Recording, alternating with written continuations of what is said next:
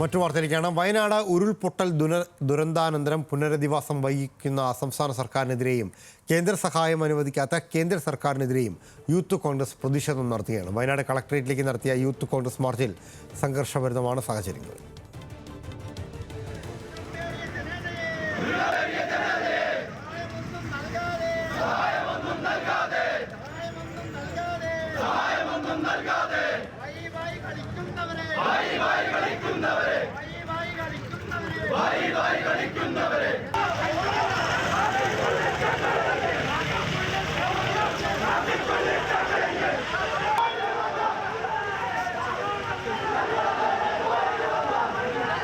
Ratheesh വാസുദേവനാണ് വിവരങ്ങളുമായുള്ളത്. Ratheesh, Wayanad MP നാട്ടിലേക്ക് എത്തുന്ന ദിവസം തന്നെയാണ് വയനാട് പ്രതിഷേധം യൂത്ത് കോൺഗ്രസ് കനപ്പിക്കുന്നത്.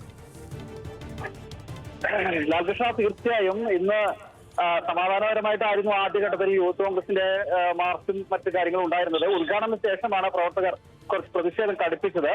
തുടർന്ന് പോലീസുമായി വാക്കുതർക്കമുണ്ടായി. ബാരിക്കേഡ് മറിഞ്ഞ ഒരു പോലീസുകാരന് ഒരു യുവജന പ്രവർത്തകനെ യൂത്ത് കോൺഗ്രസ് പ്രവർത്തകന് പരിക്ക് പറ്റി. തുടർന്ന് അദ്ദേഹത്തെ വാഹനത്തിൽ കൊണ്ടുപോകുന്നതിനിടയ്ക്കാണ് ഗേറ്റിൽ ഇറങ്ങി വരുന്ന വഴി കളക്ടറേറ്റിന്റെ രണ്ടാമത്തെ ഗേറ്റിലേക്ക് യൂത്ത് കോൺഗ്രസ് പ്രവർത്തകർ പോകാൻ ശ്രമിച്ചത്. അതിനിടയ്ക്കാണ് അവിടെ NGO യൂണിയന്റെ ഒരു പ്രതിഷേധ പരിപാടി നടക്കുന്നുണ്ടായിരുന്നു. അതിനിടയിലേക്ക് അവർ ഗേറ്റ് അവിടെയും പോലീസ് ഉണ്ടായിരുന്നു എന്ന് തള്ളിക്കയറാൻ ശ്രമിച്ചതിനിടയിലാണ് സംഘർഷമുണ്ടായത്. പോലീസ് വ്യാപ്തിചാർജ് നടത്തി. നിരവധി യൂത്ത് കോൺഗ്രസ് പ്രവർത്തകർക്കാണ് പരിക്കേറ്റിട്ടുള്ളത്.